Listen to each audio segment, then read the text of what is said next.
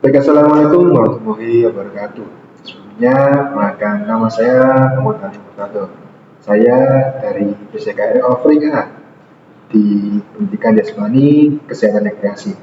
Pada kali ini saya akan sedikit mengulas tentang dan membahas tentang penugasan yang telah diberikan oleh Bapak Rama di mata kuliah modifikasi, yang dimana kita disuruh mendalami tentang konsep play, games, dan sport. Jadi perlu kita ketahui dulu bahwasanya apa sih itu konsep play, games, dan sport.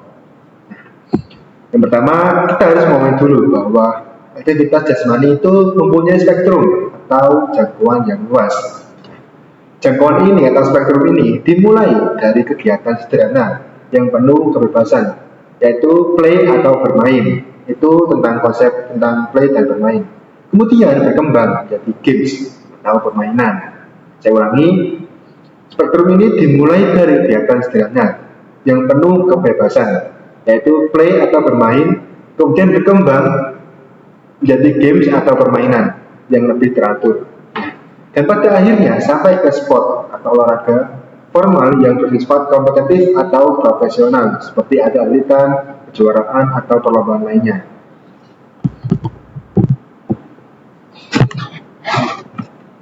Selain itu, play perlu diketahui dulu bahwasanya play adalah bentuk aktivitas jasmani yang paling sederhana. Permainan ini biasanya dilakukan secara sukarela teman-teman, tanpa paksaan dan tidak terikat oleh aturan baku. Fokus utamanya adalah kesenangan dan ekspresi diri, misalnya anak-anak yang berlari ke sana kemari, bermain kejar-kejaran, atau sekedar lompat-lompatan. Itu dalam konteks play atau bermain. Menurut tokoh Erwin mengatakan bahwa play ini memberikan kesempatan untuk anak mengekspresikan gerak, melatih kreativitas, dan membangun rasa senang terhadap aktivitas fisik. Selanjutnya ada yang namanya tentang games. Pasti kalian mengatakan bahwa games itu sebuah hiburan, pokoknya berkaitan dengan sebuah kesenangan lah. Tapi games ini merupakan perkembangan dari play, teman-teman, di mana di dalamnya sudah ada aturan, tujuan dan interaksi antar pemain. Games ini bisa sederhana, tapi dan juga seperti contohnya gobak sodor atau bentengan, itu dalam masuk kategori games. Nah, games ini penting dalam belajar jasmani karena tidak hanya melatih fisik saja, tapi juga melatih kerjasama, sportivitas, dan menghargai aturan yang telah diberikan oleh pembuat game tersebut.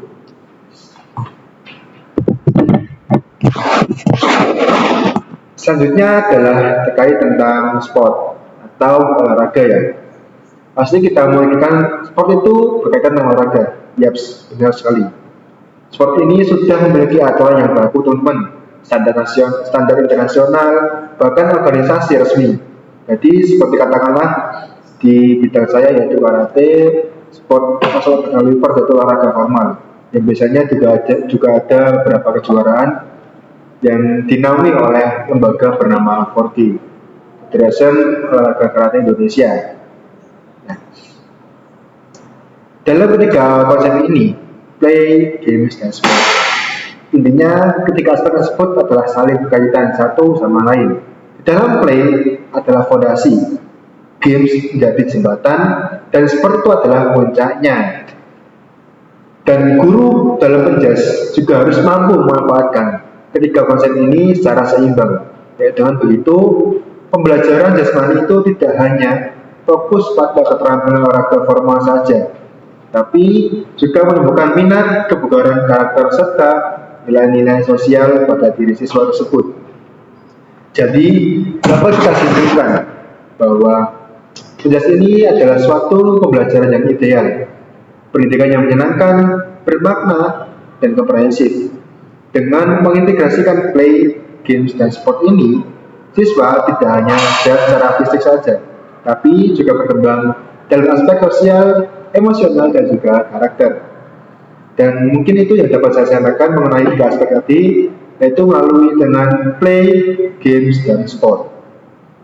Saya ulangi secara singkat lah, Katakanlah play ini adalah fondasinya, games ini adalah menjadi jembatannya, dan sport ini adalah puncaknya yang akan diadu, yang akan kita mengekspresikan diri kita melalui sebuah perlombaan ataupun sebuah kejuaraan lainnya.